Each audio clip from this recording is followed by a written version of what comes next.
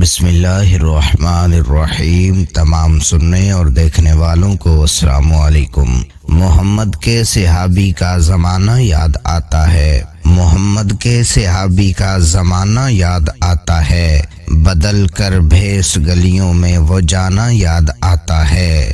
اس دور کی مائیں جب آٹے کو ترستی ہیں، عمر تیری خلافت کا زمانہ یاد آتا ہے۔ حضرت عمر فاروق رضی اللہ تعالی عنہ کو 26 ذی الحجہ کو فیروز نامی فارسی غلام نے دوران نماز زخمی کر دیا۔ زخموں کی تاب نہ لاتے ہوئے یکم محرم کو دنیا سے رخصت ہو گئے۔ 10 برس 6 ماہ 4 دن حکومت کر کے حضرت عمر فاروق رضی اللہ تعالی عنہ نے عدل و انصاف کے ایسے کارنامے سر انجام دیے جس کی دنیا میں مثال نہیں ملتی۔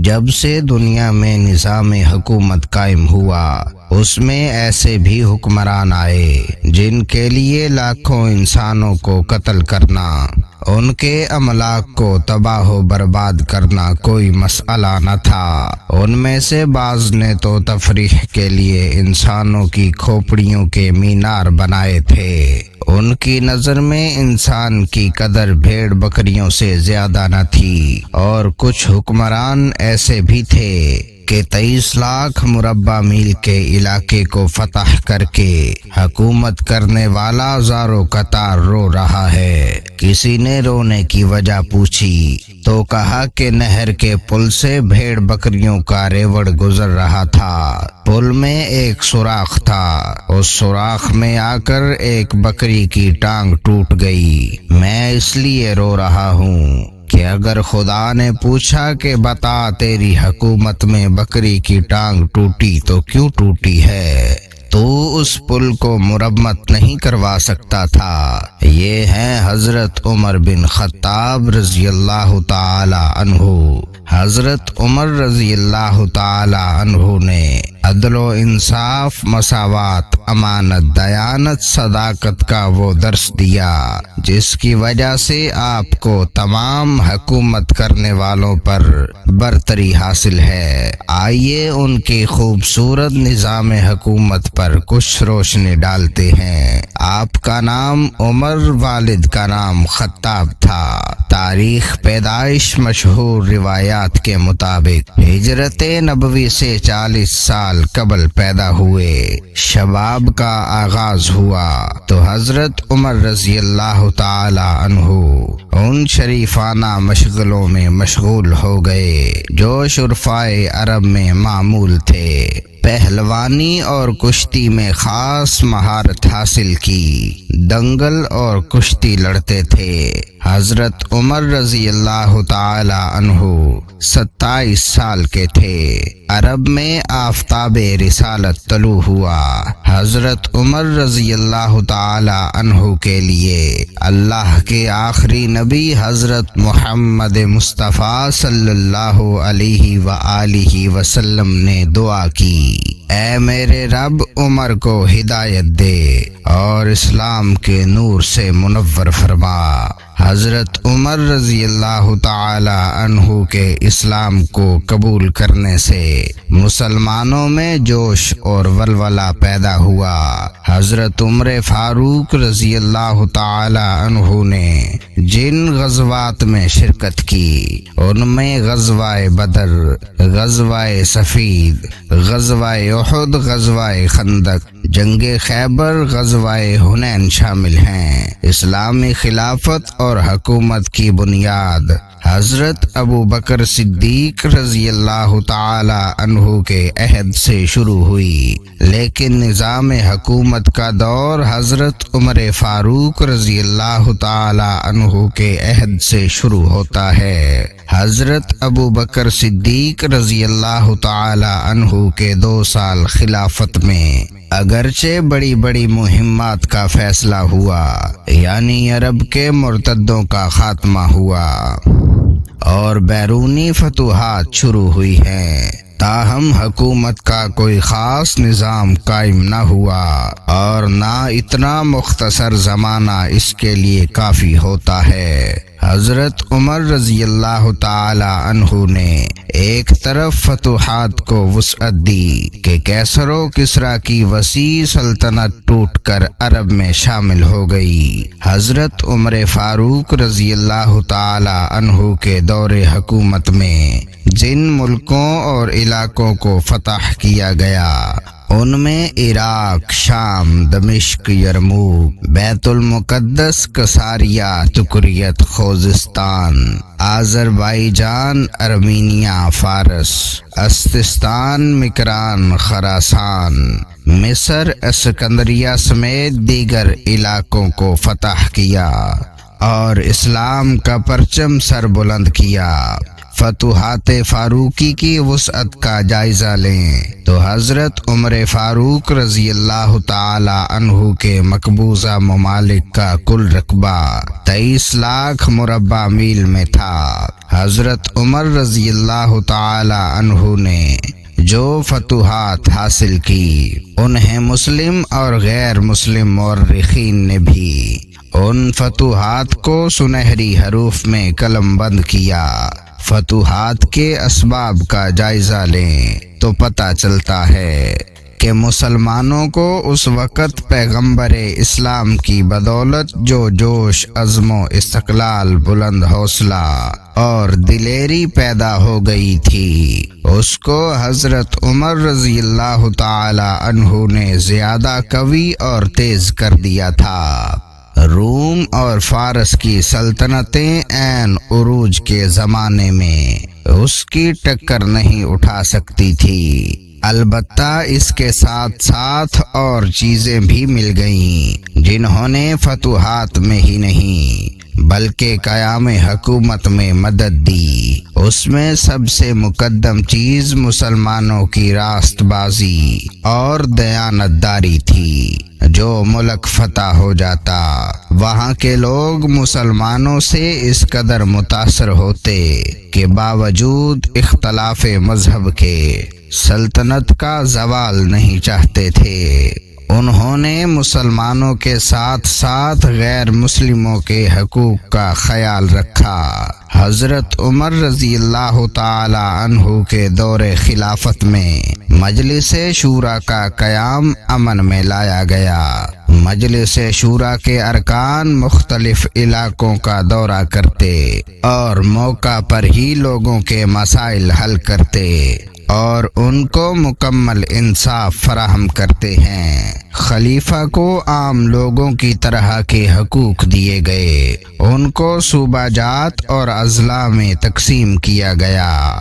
آج کے عہد جمہوری، اشراکی، سرائی اور سرمایہ دار حکومتوں کی اصلاحات، قواعد و ضوابط، طرزہائے زندگی، ہر شعبے اور ہر سوسائٹی کا موازنہ حضرت عمر فاروق رضی اللہ تعالی عنہ کے دور حکومت سے کریں تو آپ کو معلوم ہوگا کہ محمدی شریعت کو چند ہی سالوں میں انسانوں کی فلاح کا سب سے آسان اور سہل ترین ذریعے قرار دینے والے اس خلیفہ نے جو کام 1400 سال قبل کیا تھا، سارے طریقے آزمانے کے بعد بھی رعایا پروری کے ان اصولوں تک جدید حکومتیں نہیں پہنچ سکیں۔ حضرت عمر رضی اللہ تعالی عنہ کی اصلاحات اور کارناموں پر بڑے بڑے فلاسفر اور حکمران سر بن چکے ہیں۔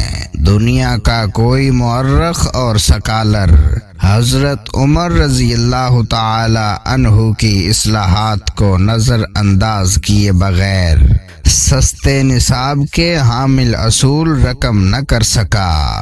حضرت عمر رضی اللہ تعالی عنہ کا عدالتی نظام دور حاضر کی طرح نہ تھا۔ حضرت عمر رضی اللہ تعالی عنہ کے دور خلافت میں کسی قسم کی رشوت، سفارش، جھوٹی گواہی، جانبداری اور بے ایمانی کا تصور ہی نہ تھا۔ خود خلیفہ وقت بھی عدالت کے روبرو پیش ہو کر جواب دینے کا پابند تھا۔ سن 18 ہجری میں نشاپور الجزیرہ 19 ہجری میں کسیاریا، 20 ہجری میں مصر، 21 ہجری اسکندریہ اور نہاوند پر اسلام پرچم لہرایا گیا۔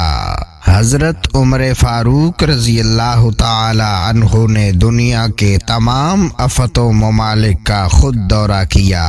ہر علاقے اور ہر شہر میں کھلی کچہریاں لگائی گئیں، موقع پر احکامات جاری کیے، حکمرانوں کے دروازے پر دربان مقرر کرنے پر پابندی لگائی، ساری رات بازاروں اور گلیوں کے پہرے دیے، بھوکھوں پیاسوں بے خانواؤں اور ضرورت مندوں کے لیے خود چل کر گئے ہیں۔ رعایا کے ہر طبقے کی ضرورت کی تکمیل کے لیے رات اور دن کا آرام چھوڑ دیا تھا۔ قحط میں آپ نے گھی اور زیتون کو ترک کر دیا تھا، آپ کا رنگ سیاہ پڑ گیا تھا، لیکن رعایا پروری اور غریبوں کے دکھ درد میں برابر شریک رہے۔ حضرت عمر فاروق رضی اللہ تعالی عنہ کے دور میں ان محکموں کو قیام عمل میں لایا گیا، جن میں محکمہ اختیار، مفتی، پولیس، جیل خانہ کی ایجاد ہے، بیت المال، پبلک کو نظارات نافیہ، فوجی چھاونیاں۔ حضرت عمر فاروق رضی اللہ تعالی عنہ نے جو نہریں تیار کروائیں، ان میں نہر ابی موسیٰ موکل، نہر سہد، نہر امیر المؤمنین حضرت عمر فاروق رضی اللہ تعالی عنہ نے جو عمارت تعمیر کروائیں، ان میں مہمان خانے، قید خانے، مکہ معظمہ سے مدینہ منورہ تک چوکیاں اور سرائی تعمیر کروائی، سڑکوں اور پلوں کا انتظام کیا، مختلف علاقوں میں شہر آباد کیے گئے، یعنی بصرہ، کوفہ، موصل وغیرہ شامل ہیں۔ حضرت عمر فاروق رضی اللہ تعالی عنہ نے ایسے کارنامے سر انجام دیے کہ پوری دنیا کے تاریخ دان ان کے کارناموں کو سنہری حروف میں لکھتے آئے ہیں۔ 23 لاکھ مربع میل کے علاقے پر حکومت کرنے والا کسی عالی شان محل میں نہیں بلکہ ایک کمرہ کے مکان میں رہتا تھا۔